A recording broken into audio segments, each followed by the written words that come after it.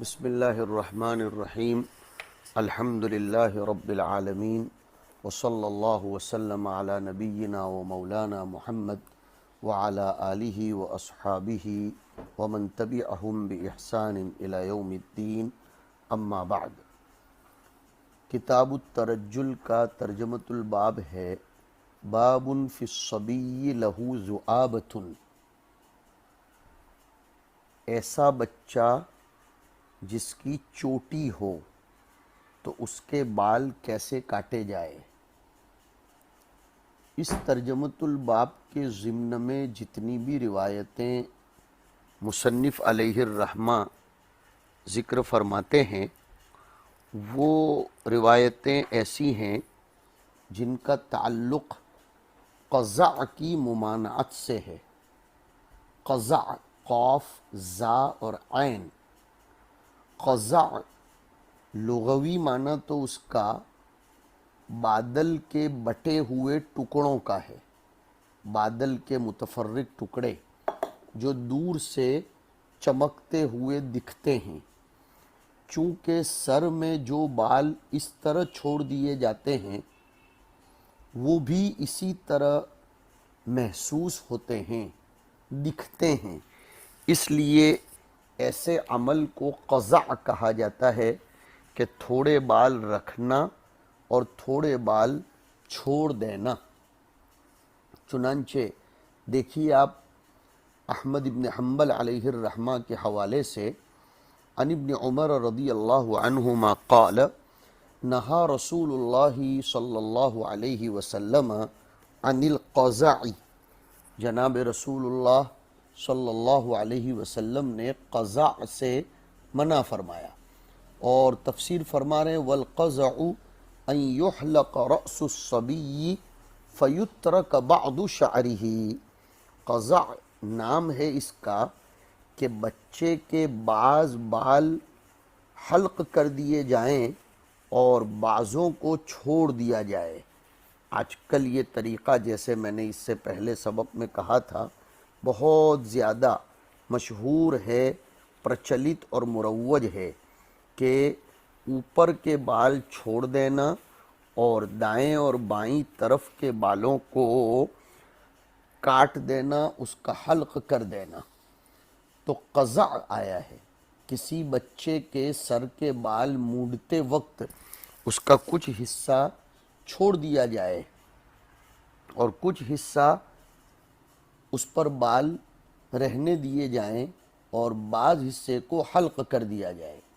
اور یہ نہیں بچوں کے ساتھ خاص نہیں ہے، یہ حکم بڑوں کے لیے بھی ہے، لیکن اس زمانے میں ہو سکتا ہے کہ بچوں کے ساتھ ہی لوگ ایسا کرتے ہوں لاڑ پیار کی وجہ سے، اس لیے بعضو ان یحلق رأس الصبی کی قید آئی۔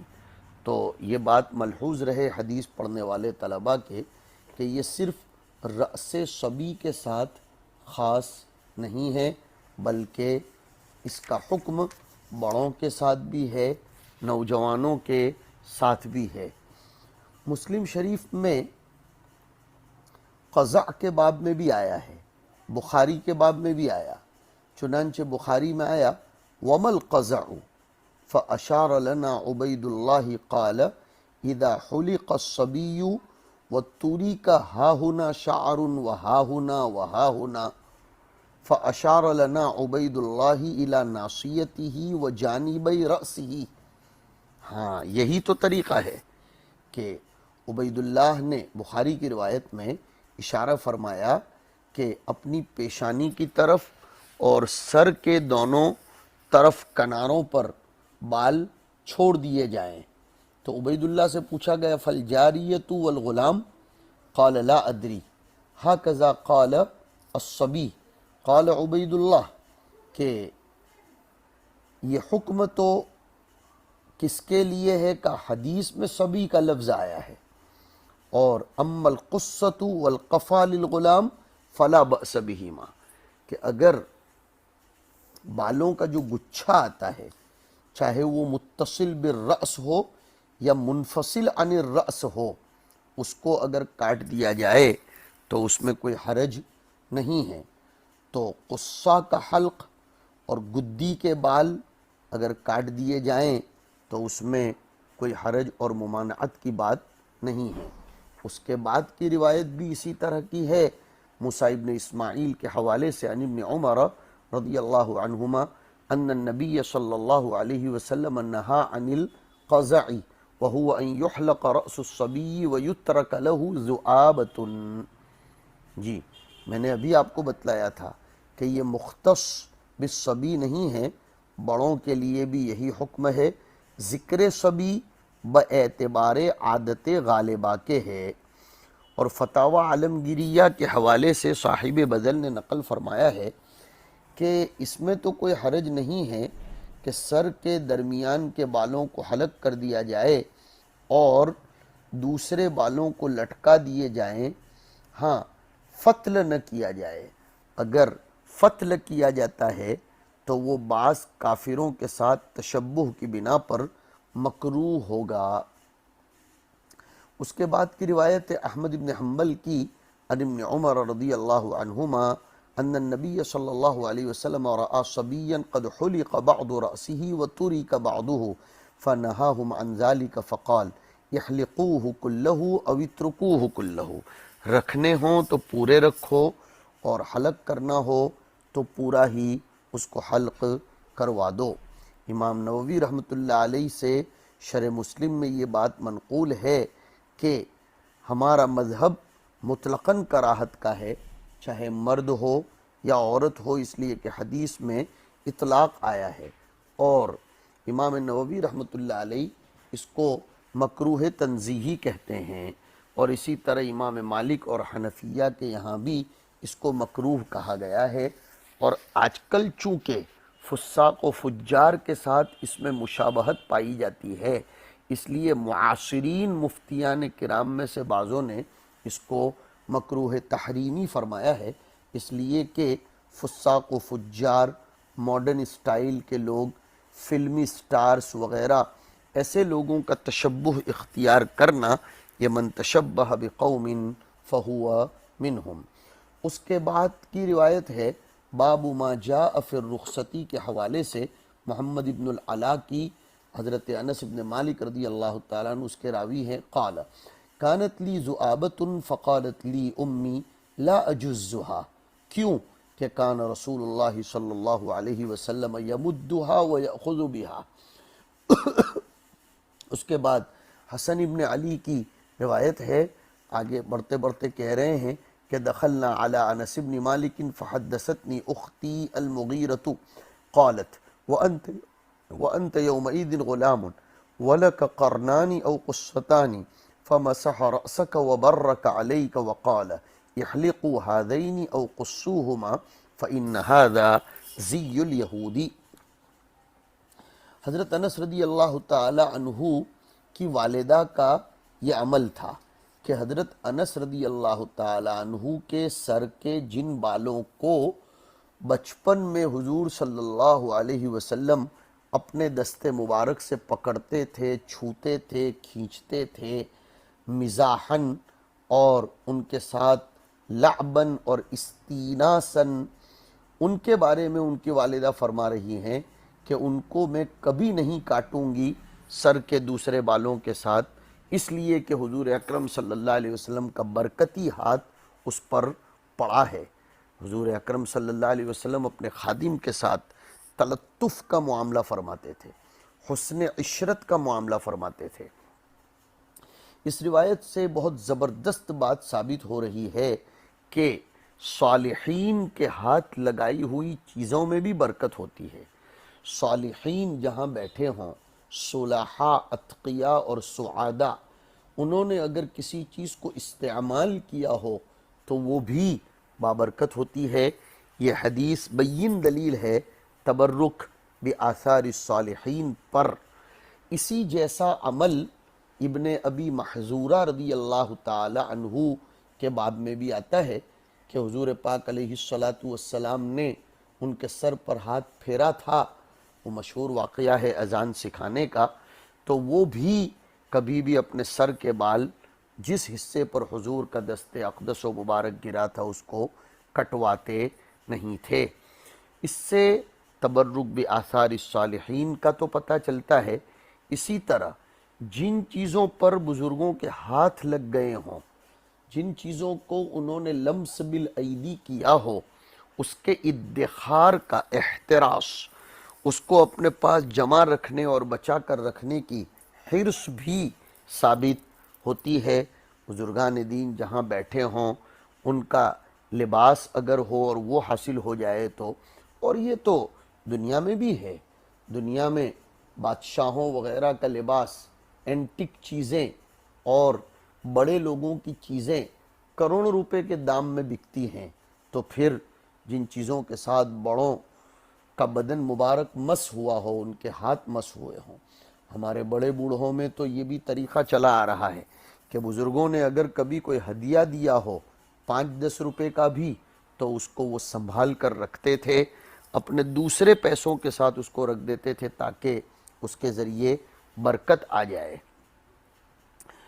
ایک قول یہ بھی ملتا ہے فقہائے کرام کا کہ ذؤابہ اور چوٹی یہ بچہ رکھ سکتا ہے اگر اس کے ساتھ اور بھی کچھ بال ہوں جو سر میں ہوتے ہیں۔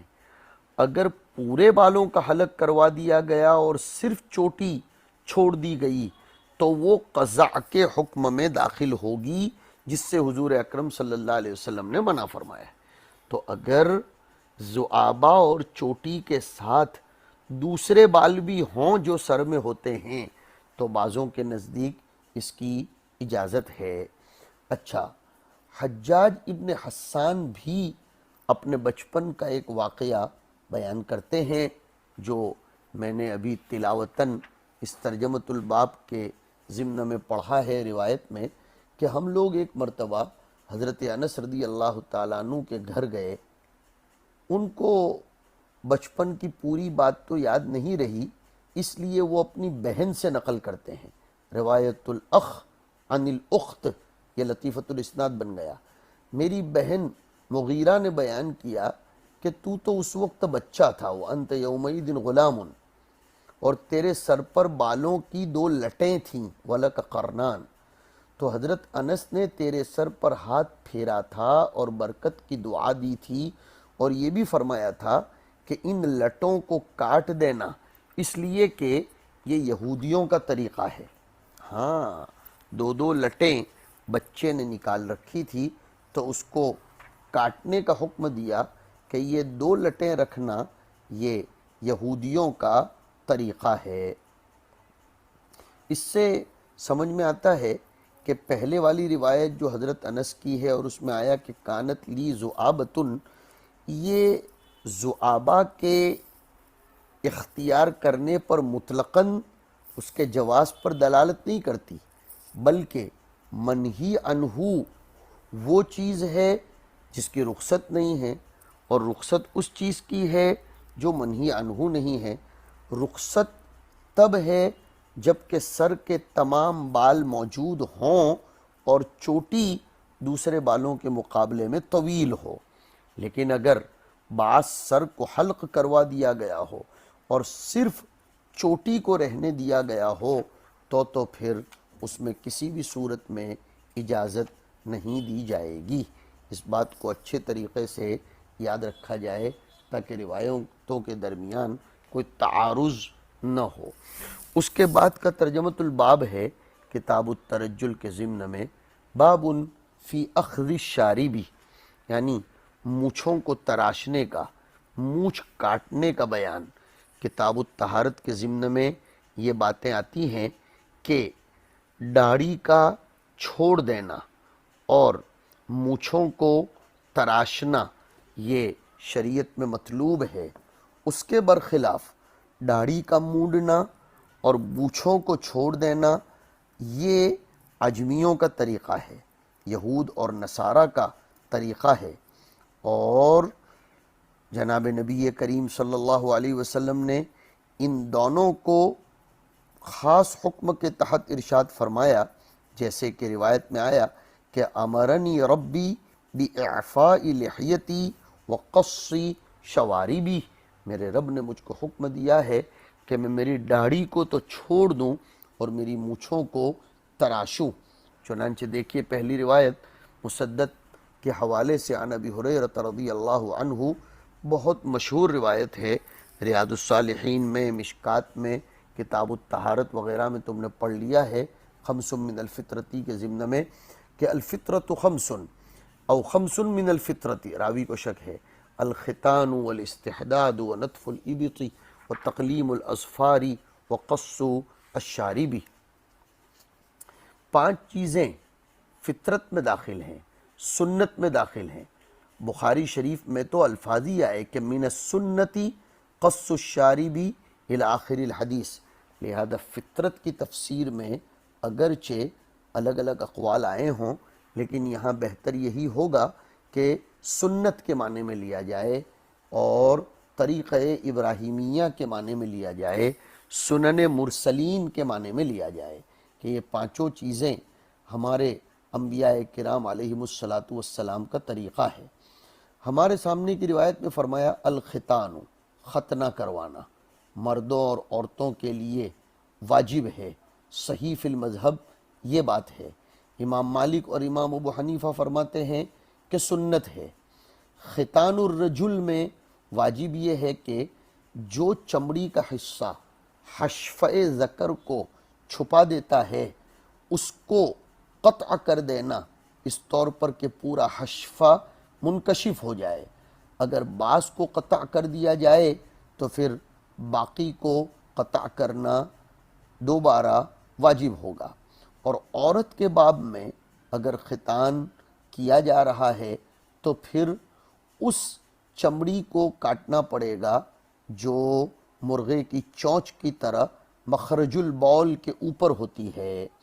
بزرگوں نے یہ بھی لکھا ہے کہ عورت کے باب میں اگر شیء یسیر پر اکتفا کیا جائے قطع کا، اور قطع میں مبالغہ نہ کیا جائے، تب بھی کوئی حرج نہیں ہے۔ استحداد یعنی منہ زیر ناف کو صاف کرنا، متفق علیہ بات ہے کہ وہ سنت ہے۔ وَنَتْفُ الْإِبْطِ، اس کی سنیت پر بھی اتفاق ہے۔ وَتَقْلِيمُ الْأَظْفَارِ، ناخن تراشنا مردوں اور عورتوں دونوں کے لیے سنت ہے۔ مستحب یہ ہے کہ داہنے ہاتھ سے شروع کیا جائے بائیں سے پہلے، مستحب، مسنون نہیں کہہ رہا ہوں۔ چنانچہ بزرگوں نے طریقہ لکھا ہے کہ شروع کرے مسبحۃ الیمنا سے، دائیں جانب کی مسبحہ سے، دائیں ہاتھ کی مسبحہ سے، پھر وسطیٰ، پھر بنسر، پھر خنسر، پھر اسی دائیں ہاتھ کا ابہام، اور پھر بائیں ہاتھ کی چھنگلی سے شروع کرے اور پھر اس کو ختم کرے ابہام پر آ کر، اور پھر دائیں پیر کی خنسر سے شروع کرے یہاں تک کہ بائیں پیر کے خنسر پر اس کا آغاز کرے۔ یہ بات امام نووی نے جزم کے ساتھ شرح مسلم میں نقل فرمائی ہے، اور یہ احسن طریقہ لکھا گیا ہے۔ اگرچہ اس کے باب میں کوئی صراحتاً روایت میں طریقہ موجود نہیں ہے، لیکن چونکہ ابتدا بالتیمن سنت ہے، کان یحب التیامن فی کل شیء حتی التنعل والترجل، اس کے اعتبار سے لکھا۔ اور مسبحہ چونکہ اشرف الاصابع ہے، اس کے ذریعے نماز میں خارج صلاۃ بھی توحید کی طرف اشارہ کیا جاتا ہے، اور پھر اس کے قریب جو ہوتی ہے الایمن فالایمن، اس لیے اس کو کاٹا جائے گا۔ اور ایک حدیث یہ بھی آئی ہے کہ من قص اظفارہ مخالفا لم یر فی عینیہ رمدا، ایک روایت صاحب مغنی نے یہ نقل فرمائی ہے کہ جو اپنے ناخن مخالفاً کاٹے گا تو اس کی آنکھوں میں آشوب نہیں ہوگا۔ کیا مطلب اس کا؟ کہ خنصر یمنا سے آغاز کرے، پھر وسطیٰ، پھر ابہام، پھر بنسر، پھر مسبحہ، پھر بائیں ہاتھ کے ابہام کو، پھر اس کے وسطیٰ، پھر خنصر، پھر سبابہ، پھر بنسر۔ یہ کیفیت اولا ہے، اور بعض لوگوں نے لکھا ہے کہ ایسا دونوں ہاتھوں اور دونوں پیروں میں کرے، اور منقول ہے کہ یہ آشوب چشم سے امان کا سبب بنتا ہے، ابن رسلان کے حوالے سے حضرت سہارنپوری نے بھی یہ بات لکھی ہے۔ لیکن حضرت ساتھ میں یہ بھی فرماتے ہیں کہ لم یثبت فی ترتیب الاصابع عند تقلیم الاظفار شیء من الاحادیث، کہ حدیثوں میں صاف صاف اس سلسلے میں کچھ بھی وارد نہیں ہوا ہے۔ اور آگے فرمایا وقص الشارب، مونچھوں کو تراشنا، یعنی شفت علیا پر جو بال اگے ہیں اس کو تراشنا اس طور پر کہ طرف الشفا ظاہر ہو جائے۔ مونچھ کے باب میں جز کا، احفاء کا، قص کا، اس طرح بہت سے الفاظ وارد ہوئے ہیں، الگ الگ اقوال ہیں۔ راجح، بہتر، احوط اور قول فیصل یہ ہے کہ جز اور قص دونوں کو جمع کر دیا جائے اس طور پر کہ شفتین، خاص طور پر شفت علیا کے کنارے پر، بالکل ہونٹ کے کنارے پر لگے ہوئے بالوں کا جز اور احفاء تراشنے کا کام کیا جائے، اور اس کے اوپر کے بالوں کو چھوڑ دیا جائے، صرف اس کو تراش لیا جائے۔ تراشنا الگ ہے، مونڈنا الگ ہے۔ میں تراشنے کا لفظ بول گیا ہوں، عفواً سبقت لسانی۔ اصل بات یہ ہے کہ ہونٹ کے اوپر کے جو بال ہیں بالکل کنارے کے، انہیں مونڈ لیا جائے باریک استرے سے، اور اس کے اوپر کے بالوں کو تراش لیا جائے، تو جمع بین الاحفاء والجز والقص ہو جائے گا، اور اس طرح روایتوں میں بھی تطبیق ہو جائے گی۔ بہرحال یہ تنظیف و تطیب اور تطہیر کے قبیل کی بات ہے، اس کی طرف بھی توجہ دینے کی ضرورت ہے۔ آج کل بڑی بڑی مونچھیں رکھنے کا بھی رواج اور اس کی شہرت ہوتی چلی ہے، یہ انبیاء کے طرق کے خلاف ہے، یہ نیک لوگوں کے طریقوں کے خلاف ہے۔ مونچھوں کو وقتاً فوقتاً تراشنا، صاف کرنا چاہیے تاکہ پانی پینے میں بھی تکلیف نہ ہو، اور ہماری مونچھوں کے بال کسی پانی میں لگ کر ہمارے جار کے لیے، ہم نشی کے لیے ایذا رسانی کا باعث نہ ہو۔ وصلی اللہ علی النبی الکریم۔